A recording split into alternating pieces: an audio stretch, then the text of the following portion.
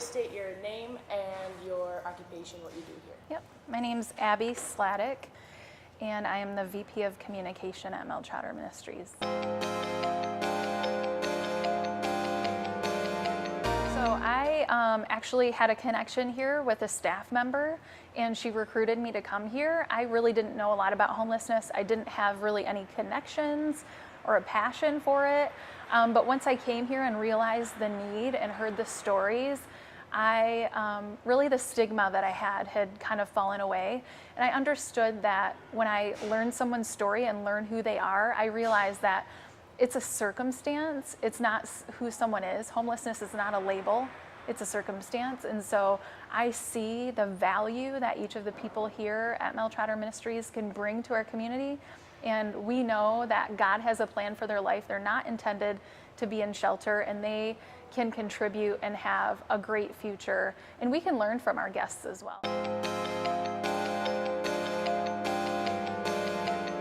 There is a shortage of affordable housing in Grand Rapids. We have a less than 1% vacancy rate in Grand Rapids, so that means people do not have places to go and affordable places to go.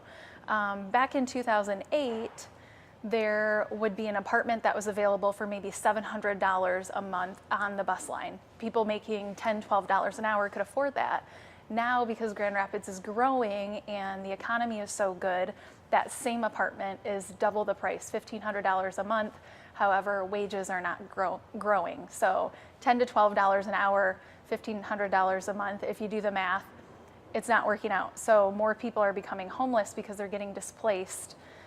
Landlords are realizing that the value of their apartment or their home is increasing, so they're raising the rent, or they're asking tenants who would typically be able to afford that space to move out so that they can renovate and sell it for more. So the keys are wages growing with the economy, and also the lack of affordable housing on bus lines, so the people that are experiencing poverty can get to work.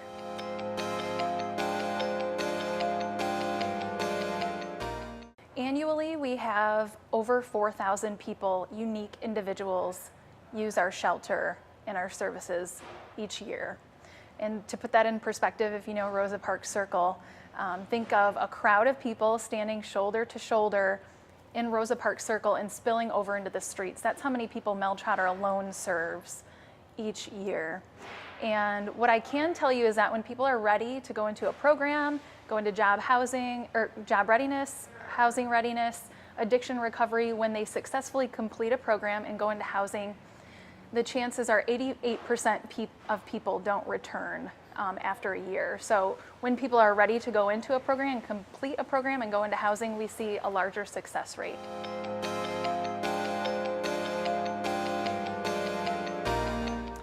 Yeah, we have really a holistic approach to homelessness. So whatever someone's barrier is to getting housing and income, we help to provide services for that. So it's different for everyone. The face of homelessness is different. We serve families, we serve single men, single women, we serve people who are struggling with mental illness and addiction.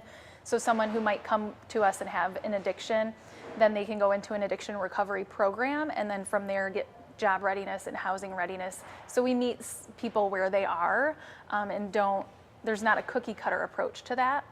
With that said, we are the largest emergency shelter on this side of the state. Detroit Rescue Mission is the largest. We're the second largest in the entire state. So most people are using emergency shelter, but our goal is to have our advocates, also known as caseworkers, connect with people in emergency shelter and help to identify what those barriers are to housing and employment and help them move forward.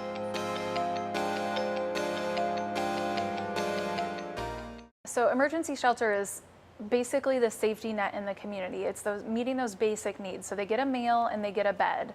And we accept anyone who's experiencing homelessness, and we welcome them in.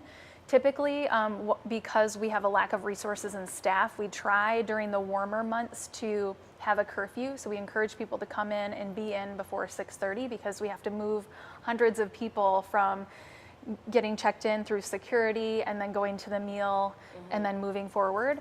But in the winter months when it's below 0, we welcome anyone at any time because we don't want anyone to die in the streets.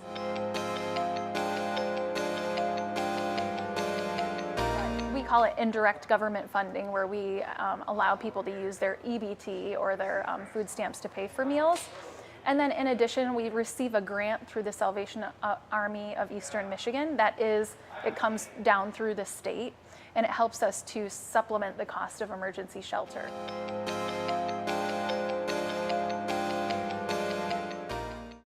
Realizing that when people get into housing, in order for them not to come back into homelessness, they need support. So things like aftercare, where people are case managed and walking alongside people once they're in housing, we've seen results that show that people will stay in housing if they have that support system.